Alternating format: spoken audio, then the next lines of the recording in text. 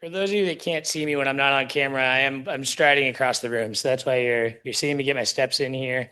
Um, while I'm doing that, I am about to turn it over actually to our colleagues at TTAC, a two-headed show here. Um, as I mentioned at the start, there are 14 TRCs across the nation. 12 of us are regional, and then two of us cover the entire nation and are topically focused. And so TTAC is our technology gurus. They know more about tech than you could even imagine. I'm thrilled to have them here. Hoping we can hold on to some energy for them because they are just starting their day out there in Alaska. Um, and they deserve to start it with a rambunctious group. So I guess with that, I will turn it over to the principal investigator and director of TTAC, Jordan Berg. Hey, Reed. Good to see you. Am I coming through nice and clear? I'm hearing you perfectly. Anybody, any issues on Oh, site? Great. all right. I could not have asked for a better introduction from you, and then also from to the topic from Eric. So it was good to. I've had a lot of conversations with Eric in the past in various different formats, and he did a great job of illustrating a lot of the things that we're going to be talking about today. And so we're going to get started because we have a lot of things to talk about, and I want to make sure that we kind of get to it. Our presentation today is on, or we decided to call it RPM 2.0 because actually another speaker, we were going to call it RPM Beyond the Device, and one of the other speakers for the session actually had grabbed that title, and we formatted it last second. But RPM 2.0 is a great title as well.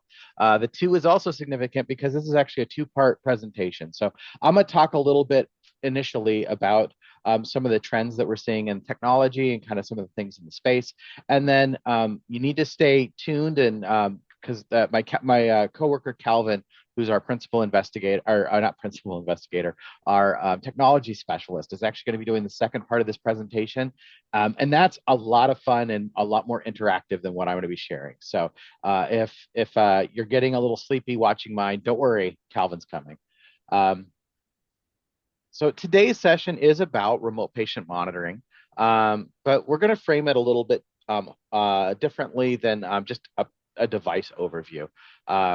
It's really easy to understand RPM at the patient end. They're taking blood pressure, they're stepping on a scale, they're checking their glucose, they're using a pulse oximeter, they're answering questions on some sort of symptom survey, and then the questions that we're going to be talking a little bit about is what kind of happens to the data? Where does it go? And what happens after that data is collected? So the theme for this session is that RPM is maturing from more of device-centered conversations, which it's a yes and. So it's device-centered, it's the devices, and now we're having to really add on some complexity around workforce workflow, and patient engagement centered conversations. Devices still matter. The hard questions that seem to be coming out now are about a lot of the data review, staffing, connectivity, patient engagement. We're going to talk a little bit about AI because what presentation is complete if we don't mention at least AI a little bit. And looking at whether programs can actually turn remote data into insightful care. So we won't belabor this a whole lot. Reed actually did a pretty good job of touching on this, but TTAC is your federally funded telehealth technology assessment center. We are one of the national TRCs. We are funded through HRSA's Office for Advancement of Telehealth. We are a vendor neutral technology assessment and TA provider. So we provide technical assistance. We don't endorse or recommend any particular vendor. We're not here to promote devices, platforms, or vendors. We can't do that. But our focus is in helping organizations understand what's going on in the technology landscape, ask better questions, and really evaluate fit based on their actual use case. We are part of the National Consortium of Telehealth Resource Center. We did a good job of introducing this. We are one of two nationals, so it's us and then the Center for Connected Health Policy. But we work with all of the different regional telehealth resource centers. But between you and me, Netrick's one of our favorites. What do? We are our primary goal is to provide individual and organizational technical assistance. So that means that when our presentations end today, that's not all of the help that we can give you. We really encourage you to reach out, talk to us directly. We can help you look at particular devices. We can help you look at particular workflows. We can provide assistance for individuals and your groups. We also provide a lot of resources through our website on actually how to do this work. How do you do the assessment? Calvin's going to be talking a lot about our Tech Assessment 101. It's a great resource for folks that are just not sure where to start or how to really break down some of the things that they're doing. And then we do a lot of technology deep dives and special projects. So why are we revisiting RPM now? And again, we probably don't need to spend a whole lot of time on this. I think we know the fact that we're having an RPM focused conversation um, is is we know that RPM is an important thing, but some of the context around RPM has changed. So many of those core patient facing tools, they're really not new. It's a lot of technology that's been well vetted, pretty well understood. So again, blood pressure cuffs, scales, pulse oximeters, glucometers, connected tablets, hub systems, the connectivity around those. What has changed is the environment that we're delivering this care in. So chronic disease management is increasingly extending well beyond our clinic walls. We have a lot of rural and underserved communities really grappling with how to increase access with the current staffing levels or reduced staffing levels, and with connectivity barriers. We have a lot of health systems that are trying to manage more patients with limited workforce. And technology supported care is becoming part of the broader conversation around care transformation. So for those of you looking at Rural Health Transformation Fund, you will see RPM mentioned early and often as one of the methods for really transforming how we deliver care to rural and underserved communities. So the question isn't, can we get a device to a patient in their home? The better question is, how do we build models where remote data helps the care team act earlier, act more efficiently, and create more appropriate care? So let's talk about some of the underlying RPM requirements. And so we're going to use this image here. It doesn't look like it, but this is a table. So this is the telehealth table, and you'll notice it's not the RPM table. But the reason for that is this is a general telehealth framework, but I think we can apply this directly to remote patient monitoring. So remote patient monitoring depends on the same core elements that we talk about whenever we talk about telehealth in general. It depends on connectivity. It depends on access to appropriate devices and useful devices.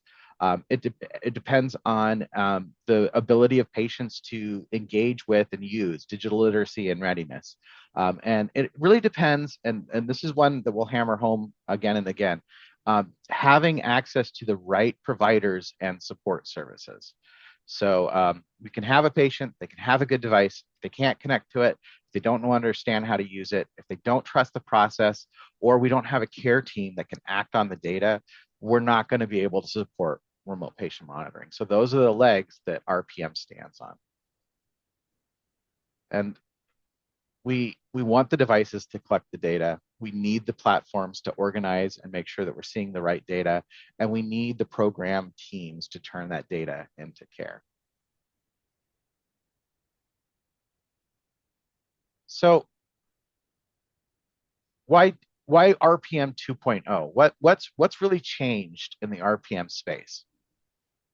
So we've had in earlier RPM conversations, the TTAC's done, we've often focused on just the devices themselves and whether or not we could connect to the patient, basic connectivity. So we looked a lot into devices and kits. We talked about basic transmission. We talked about enrollment and setup. We talked about how do you create threshold alerts. And we talked a lot about billing and reimbursement. So those were the early conversations. None of those topics have gone away. They're all still really important. But on top of that, we're layering a lot of current RPM focus. So a lot of the conversation has shifted more towards what care models and workflows are we supporting? How are we doing the data review and response? How are we doing patient engagement? How are we managing our triage and escalation? And how do we make sure that we're building something that's sustainable and has data so that we can report the outcomes of what we're doing? So that ROI conversation. In other words, if the earlier questions were, can we connect with the patient? The current questions are, now that we're connected to the patient, can we act on the data? How do we actually make this care? It's a harder question. So acting on the data requires that we have the programs reasonably staffed. We have good prioritization into what we're doing. We have good escalation pathways, documentation. We're having good, clean communication with the patient. We're giving them feedback so that they know something's happening with their data and they feel like they can trust the system. And that everyone within the stack, from providers to patients, have a clear understanding of what the program is trying to accomplish. And that goes well and truly beyond just device connectivity and how we're actually connecting. It's also important to note that we, well, I'm going to tie this back. Every few months, the telehealth resource centers have this kind of existential conversation as to, like, what is telehealth? How are we defining telehealth? Is telehealth the correct term to use? Is it broad enough? Does it encompass everything that we wanted to talk? And I think we're having a similar conversation about remote patient monitoring. A lot of reasons why the RPM discussions get confusing is that people are using that term for really different models of care. The kind of traditional RPM program is that chronic disease for a few different kind of disease states. So hypertension, diabetes, and we can take these, but we can take these different models and kind of stratify them based on how much intensity and how much care team involvement is required. And we have care team intensity. I think the other thing to note too is it's not just the care team that's interacting with the program, it's how much interactivity we have with the patient as well. So for some of the more traditional, even the patients had fairly low interactivity with the program. Maybe they're getting on a scale, maybe they're taking a BP reading, maybe they're putting on a pulse oximeter. But that was kind of the level of interaction they had with the program for some of those older or for some of those existing traditional chronic disease RPM. And again, this is still, it absolutely is RPM. It's very vital. A lot of these programs are really robust and are doing good work, but there's a lot of other layers that are being added on. So while a chronic disease RPM program for hypertension or diabetes may have more low or moderate intensity, the goal is to support longitudinal management and identify trends and patterns over time. It's a little bit different once you get down to post-discharge monitoring. So this is a patient that may be post-hospitalization, post-procedure, and we're sending home. And we want to make sure that we're watching to see if there's any trends that are happening that may indicate a potential bad outcome, or just to kind of monitor them in a fragile period. So the review window may be shorter. There may be more intense monitoring. We will probably need more care team focus to make sure that we're looking at those results as they come in. Another key RPM model that's been coming up is maternal or postpartum blood pressure monitoring. So there's a specific risk window, specific escalation concerns that we have. So again, this is something it's using that all of these are using pretty much the same technology, but there's higher levels of immediacy that we need and higher levels of care team intensity. We also have a lot of plans or programs that are being developed around care management with RPM. And so this adds another layer. So coaching, outreach, medication support, behavior change.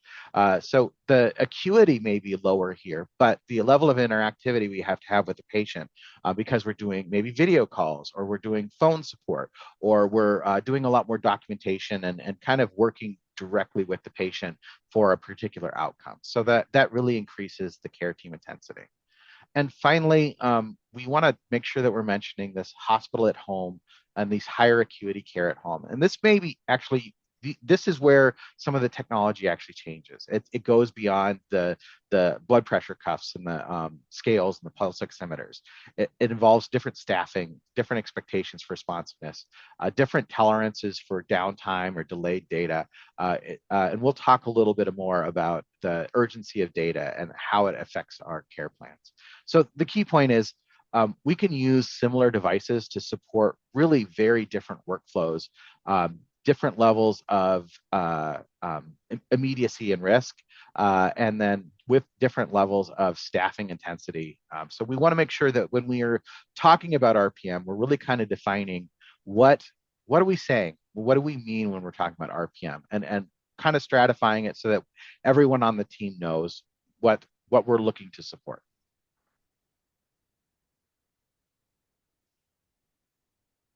So let's talk about where we have seen and where we see the trend for RPM programs to really break down. And it's a kind of a difficult conversation. But RPM gets really difficult when we lack the resources to do the care team review. The bottleneck for most RPM is that care team ability to review and to act on the data. So a patient takes a reading, the platform gets the data, the alert sounds, but then the program has to decide what happens next. And a lot of times there's not a clear plan for who's reviewing the data, when, how often, what do we consider actionable, who reaches out to the patient, are we reaching out to the patient, where are we documenting everything, what happens when the patient stops adhering.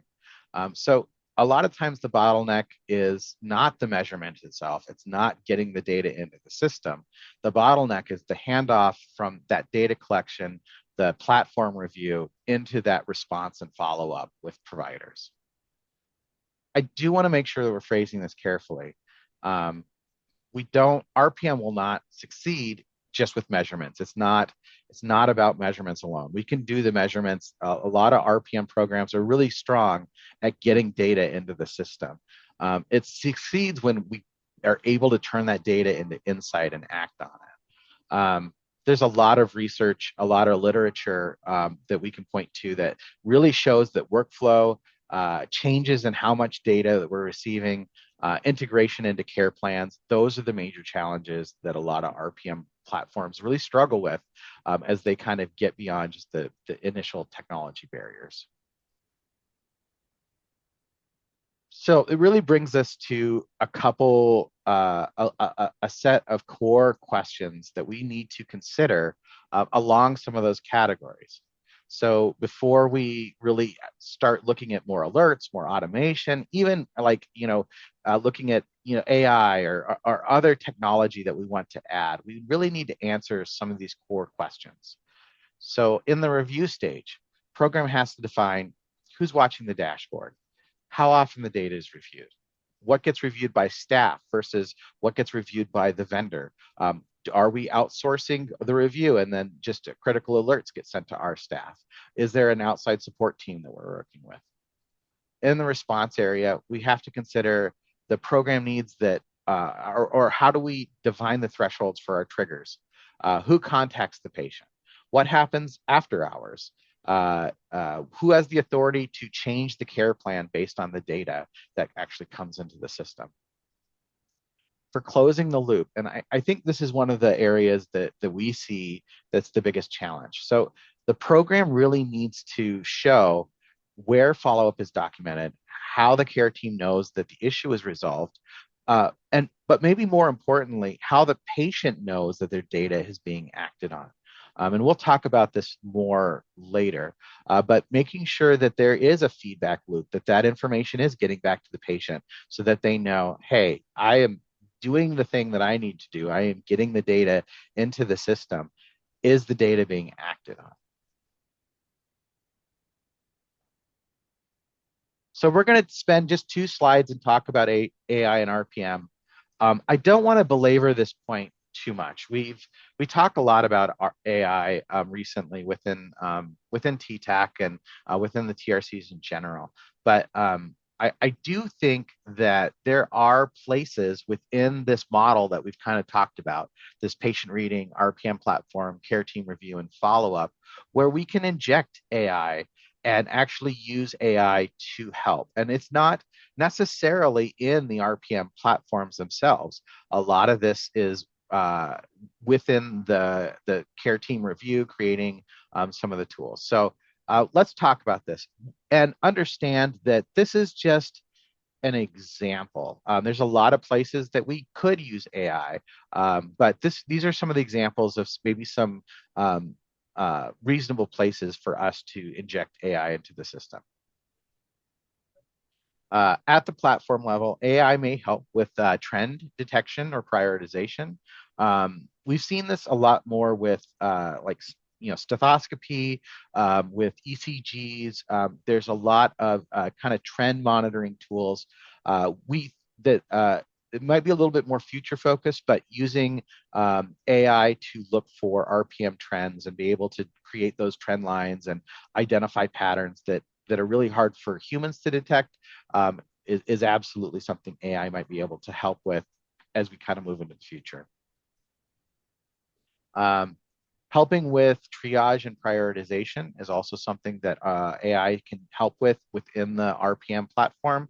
A lot of this is done algorithmically, which is fine, and sometimes it's hard to know, like, is it just an algorithm that's like sorting the data, or is there actually some sort of neural network, artificial intelligence, machine learning element that's included? And those are conversations to have uh, with your telehealth vendor.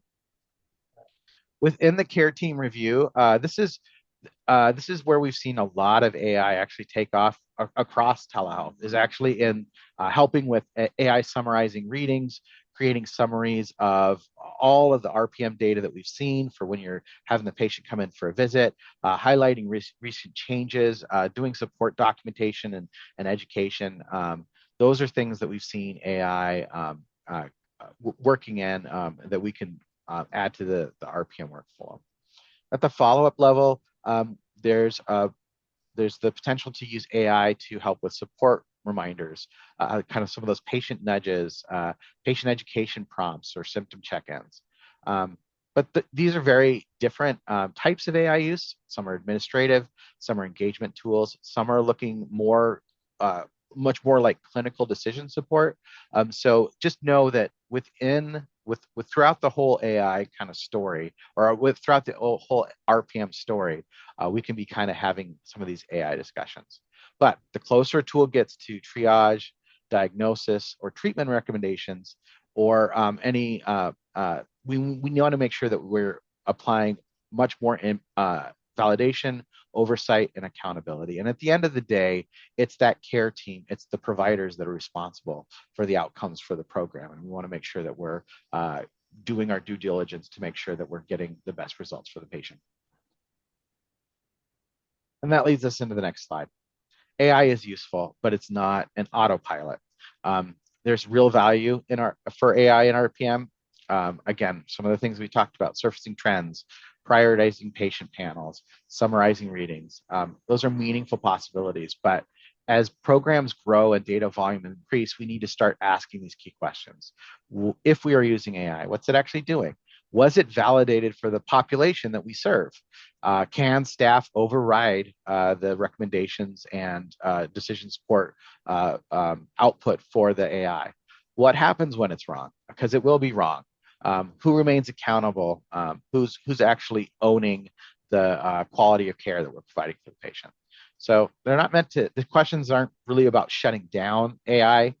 They're meant to keep the organization honest about what we're doing with the tool. So ideally, AI makes RPM work safer, cleaner, more efficient. If it's making workflow harder, more difficult to understand, less auditable, less clear, we're probably better off not using those tools. Another kind of trend that we really wanted to emphasize, and Eric actually kind of led into this a little bit, is the kind of connectivity we use shapes the RPM platform and services that we can provide. So connectivity, it's not just a technical detail. It's really connectivity is a programmatic reality. It really tells us what kind of RPM we can do, what is realistic for the care. And here we've kind of listed a variety of different types of connectivity, given some examples of what may fit best, and maybe a couple key concerns that we want to watch for based on the different levels of connectivity and different types of connectivity. So uh, let's start with some of the familiar ones, and we'll kind of work down the list here. Wi-Fi or home broadband networks will work well for app-based monitoring.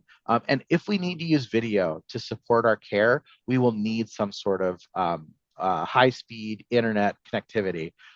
But it assumes a stable home internet. It assumes that the patient's going to have some level of comfort getting into the app, connecting it to their network, and making sure that the devices are also connected into that Wi-Fi network. We have we don't have to worry about it. We don't have to kind of cover that cost, but at the same time, we don't have control over that patient's home Wi-Fi network. Bluetooth, we've heard a lot about Bluetooth just in the last little bit here. So Bluetooth to a smartphone can create low cost device models. But, the key issues here that we have to look at are pairing, phone access, app comfort, and compatibility. And we do need to acknowledge the fact that there's going to be cellular cost. And either we're bearing that cellular cost or the patient's bearing that cellular cost. What if we have a patient who's on a program and all of a sudden they have to decide what they're going to pay for and they're no longer covering the cost for their cell phone? How do we make sure they are able to stay in the program and stay connected? So again, it gives us a good way, a low cost way to make sure that we're getting connectivity. Most patients will have some sort of cellular connectivity. Eric did a good job of talking about how when we have an app-based RPM solution, we're able to do a lot of pairing for those devices right through the app. So it keeps the patient from having to go in and select the Bluetooth device and put things in pairing mode and pass a pin back and forth, because a lot of that is already baked into the app.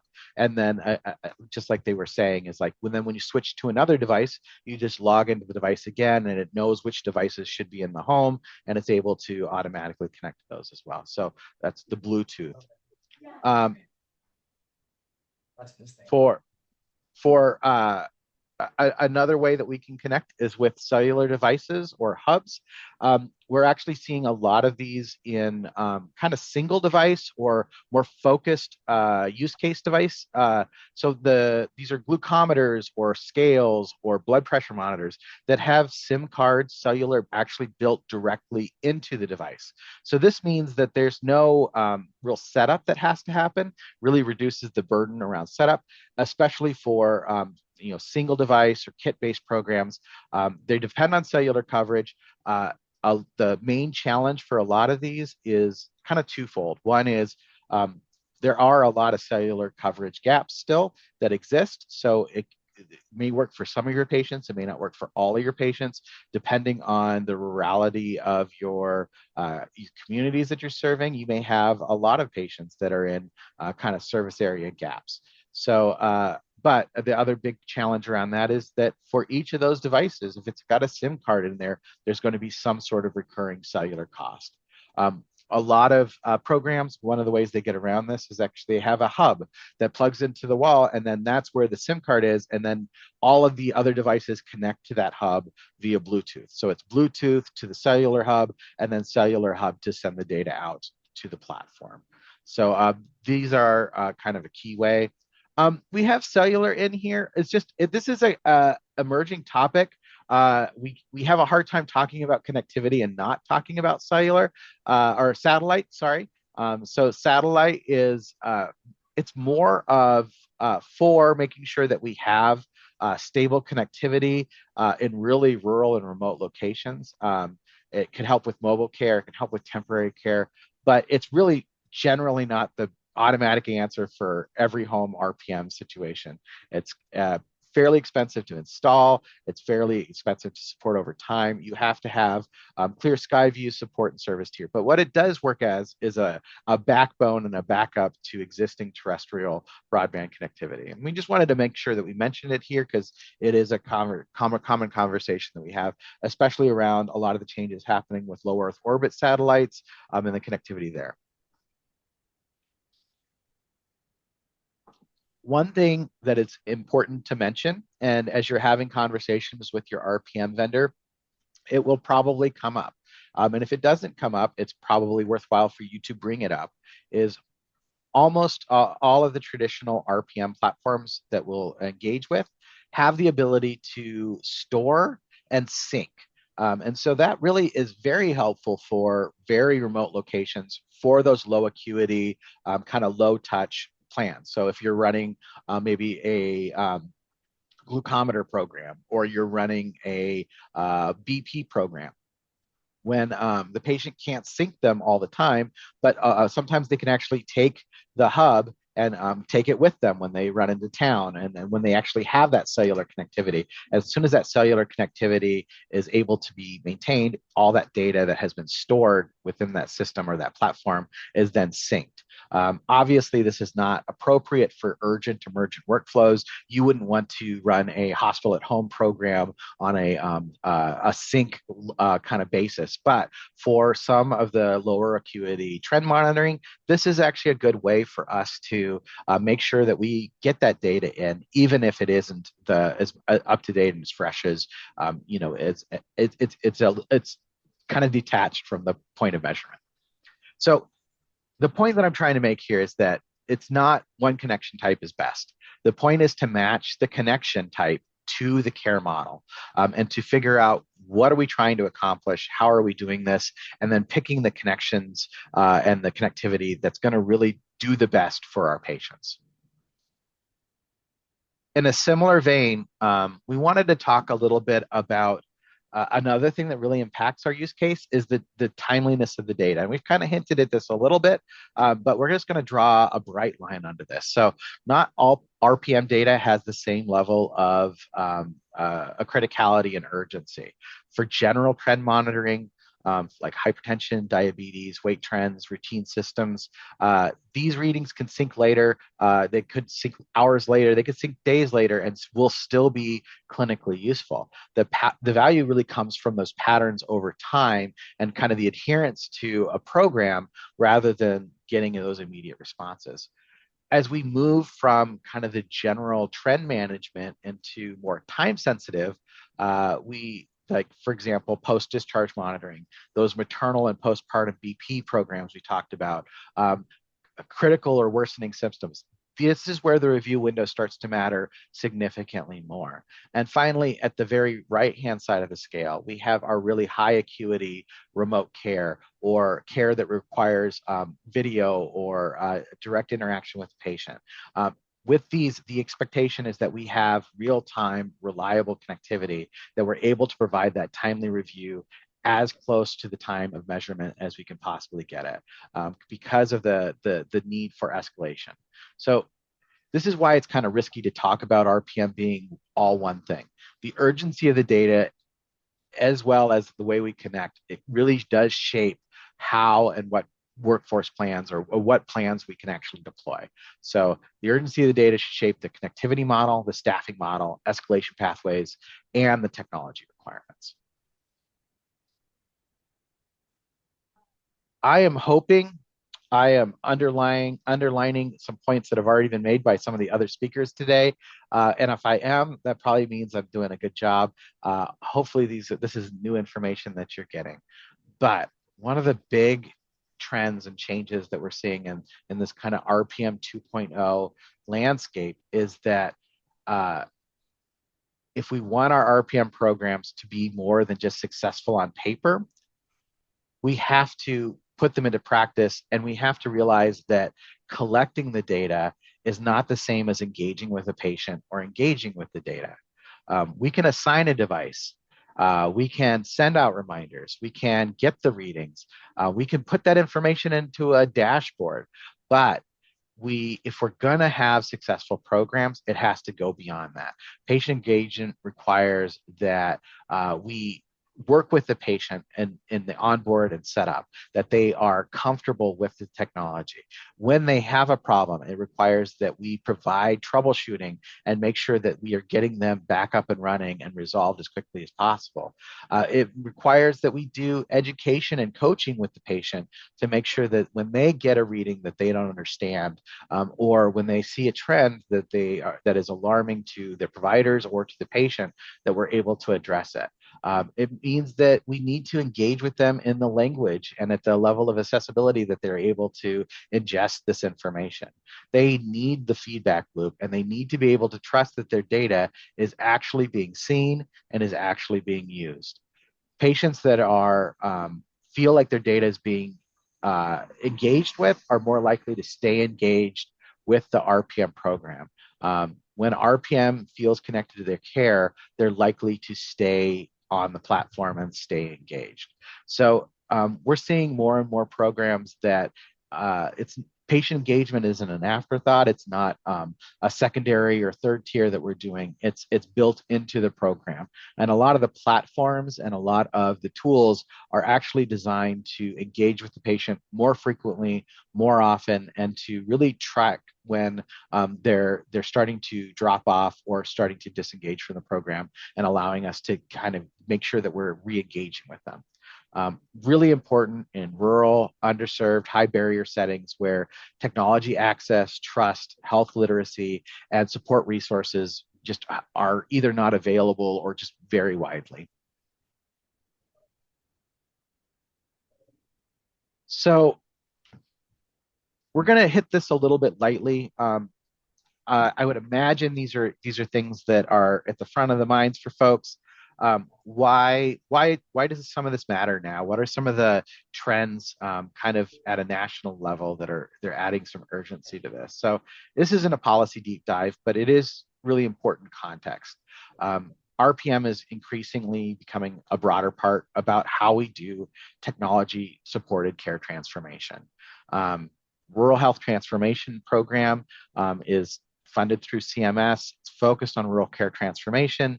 CMS describes the program's technology innovation focus as supporting remote care, data sharing, cybersecurity, emerging technology, and access to digital health tools for rural facilities and patients. TTAC, in partnership with the TRCs, has done a state-by-state review of what the states have in their plans, and by and large, categorically, RPM is one of the key ways that the states are looking to expand access, improve outcomes, and really document kind of the transformation process for their communities. The other piece of this is access. So this is also a CMS related activity, but there are some elements of FDA, Food and Drug Administration, in here as well. So the access model is just a different way to pay for to pay for RPM. So instead of it being you're paying a flat rate for RPM enrollment, and then you're paying a incentive or a bonus based on the outcomes for the cohorts that you have involved. So CMS identifies focus areas including high blood pressure, diabetes, chronic musculoskeletal pain, and depression. So there's a lot of investment and there's a lot of resources around these. I mentioned Tempo. So Tempo is the FDA related component of access. So FDA has described Tempo as a way to get digital health devices pilotized within the launch of access. So it allows vendors to actually put out devices that may not have FDA clearance as part of the access program. And then through the access model, it actually helps to verify and validate these devices and real world evidence with FDA oversight within the program. All right, so I wouldn't say any of this is saying that RPM is an automatic right answer for what you're trying to do with our rural health transformation. But the takeaway is that a lot of federal programs are increasingly looking to connect rural health transformation, chronic disease, digital health tools and technology supported care to RPM, and is looking at RPM as a key tool to address those issues. So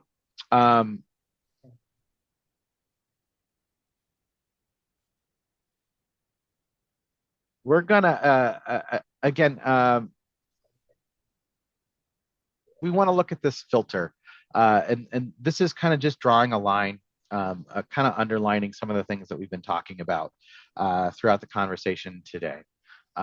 Before we choose an RPM technology, what's the framework? How do we kind of want to look at this? And really, this is going to lead directly into the conversation we're going to have with Calvin, we're going to, but I want to make sure that we're kind of giving ourselves a framework into this. So the slide is designed to kind of bridge into some of the conversations we'll have with Calvin. So if we start with vendor features, or if we start with AI, any platform can sound compelling. Vendors are really good at telling about the good parts of their programs, telling about the good parts of their software, but we want to dig deeper and ask more important questions and really create something that works for us. So the sequence that we want to start with is really centered around our care goals and the patient population that we serve. What outcome are we trying to improve? Who are we monitoring? What supports do they need? Once we have that, the next thing that we really need to make sure that we have supported and identified is workflow and staffing. A lot of RPM programs, this is where we get tripped up. We don't have the right type or level of staffing in order to support the responses that we get. We get the data, but we're not able to act on it. Who reviews the data? Who responds? Who documents? Who follows up? Next, we really need to look at connectivity. How will data reliably move from the patient back to the care team? Only after we have those things, those criteria identified, we can begin to start looking at technology choice. The platform has to fit the workflow. The platform cannot define the workflow. So again, this is all set up for a lot of what Calvin will be talking about in the next section, where we can move from trends to actual practical vendor and technology evaluation tools. So we've reached the end of our journey. I wanted to give you 5 key takeaways, which is about 3 key takeaways more than I normally like to do, but there are just so many things that it's important for us to underline. So I do want to go through each of these as just, if you don't hear anything else, just hear these things. RPM is more than devices. We've had a lot of focus on devices. We've had a lot of focus on basic connectivity in the past. But now we're really looking at how do we make data into insight and that insight into care. And that really comes down to workflow. And workflow is the hard part. I always like to joke, technology is easy, people are hard. And that's really where we need to focus. So we need to focus on the workflow. We need to focus on our patterns of review, respond, escalate, document. Third, AI is support. It's not an autopilot. We can use it to help with prioritization. We can use it to help generate summaries and engagement and documentation. But at the end of the day, the care team has to provide that oversight, accountability. Fourth, connectivity shapes the model. So what we have in terms of connectivity, what the broadband or the wireless situation is on the ground is really going to tell us what care models we can support and the level of urgency and data that we can manage. Fifth, engagement sustains the program. So patients need all the help with setup, support, feedback, and building trust around their data that we can offer them if we want them to stay engaged. And if we want to have successful programs, that's one of the key things we have to have is that engagement. And the overall message is pretty simple. We don't have RPM that succeeds because we collect data. We have RPM that succeeds when the right data is addressed by the right person at the right time to support the care that we're trying to manage. We have, and I'm not sure how we're doing for time. if we have some questions or if we have some time for questions, I'm happy to take it. I will also be available after Calvin's as well if there's some questions that we want to address there and then. But I do want to make sure that we're respecting everyone's time and kind of making sure that you guys aren't falling asleep in the afternoon. Yeah, I know chuckles throughout, Jordan. I don't think you're in danger of getting anybody isn't anybody to sleep. But yeah, we have a couple of minutes for questions. Um, Especially because believe it or not, we do have some more food here in Boston from our last shot. So if folks want to ask questions or if you have them online, well, I pull up Calvin's slides. There are no Calvin slides. But yeah, no questions. That's what it's up. Reed, can you get a little closer to the microphone? I'm having a hard time hearing. That's the first time anybody's ever said that to me. All right, that's great. You're crystal clear now. Hi, thank you for your presentation. I was just curious in terms of what you said, potentially how you could use AI and harness AI. Is there a specific AI platform that just using for the RPMs? Did you hear that well enough, or do you want me to Uh, synopsize? why don't we restate it? I think I heard it, but why don't you restate it so especially for the online participants? Sure. Yeah. So the question was regarding AI integration into RPM. And I think it was kind of twofold considerations for integrating it, and then any specific companies you had heard of that or that you're aware of that are already utilizing this integration. Yeah, I think it's a little bit twofold. I think a lot of the actual utilization that we're seeing around AI in healthcare is around the documentation and the summarization tools. A lot of those are built directly into the electronic health record, so they may not specifically be tied to the RPM platform itself, but maybe more into into the electronic health record specifically. Um, there are RPM platforms that have AI integrated. We always try to make sure that we're a little bit careful when we're mentioning specific vendors and that we're not kind of mentioning things in a vacuum. But the ones that we've looked at is uh, Cadence has AI-enabled questionnaires, and then AI-enhanced alerting. Um, Bioformus has some FDA-cleared algorithms for, I believe it was BP monitoring. Health Snap, I think, was doing AI-gated guided care questions. And there's a few others that are out there, but a lot of them aren't. One of the key things that we've been looking at recently is where where you inject the AI and then where what you say you're doing with the AI is really a challenge. So uh, AI vendors will want to maintain their space in uh, as clinical decision support or as general wellness. And as soon as they start kind of interpreting data, or if they're collecting data and giving a diagnosis, they they go into the medical device side of things, which gives them a whole other level of risk. So a lot of what the AIs that we see are they're looking at the summaries and they're saying this might be this. Some of the details we're seeing and the trends that we're seeing correlate with hypertension, but they won't say hypertension. They won't say this is the diagnosis because that would make them a medical device. So a lot of them are landing in that space of clinical decision support or patient engagement and kind of adherence, just doing those kind of many touch reminders.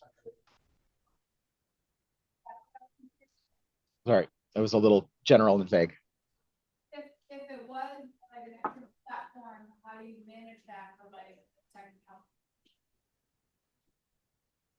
So, Jordan, a follow-up question, or I guess an open thought for you to share some thoughts on, because I don't know if everybody has this answer yet, every company. If you're using AI as a third party platform, how security considerations for HIPAA protected data, PHI, all that. Yeah. It really is going to depend on the use case. It's going to depend on kind of what you're what you're doing with it. Um, we it's a little bit too broad to address here, but what I really recommend is there should be your organizations really should be setting up a AI governance, AI vetting arm. And that should include your security team. That should include your clinical governance if it's a clinical application. One of the things Calvin and I have been looking at a lot and talking about a lot is the need to separate generally administrative AI from clinically significant AI because the risk factors are very different. It's a lot like the RPM conversation. If we talk about AI, we're talking about like 30 different modalities and 20 different applications. So I think that's the two things that I would recommend is one, separate administrative AI from clinical AI and have two different vetting processes for administrative versus clinical AI. Although have them cross pollinate so that you're aware of what's going on, because we leave a lot of potential benefit if we don't engage with administrative AI, but if we kind of approve everything and then try to backtrack and make sure that we're doing the vetting that we need for the clinical AI, it's just going to take a lot of time and energy. And then the second is we need to make sure that we have teams that include multidisciplinary clinical, administrative, organizational support, and then security that are vetting these tools. And we vet them like anything else. We put them through a security audit, which your security team should have a method for doing. Thank you.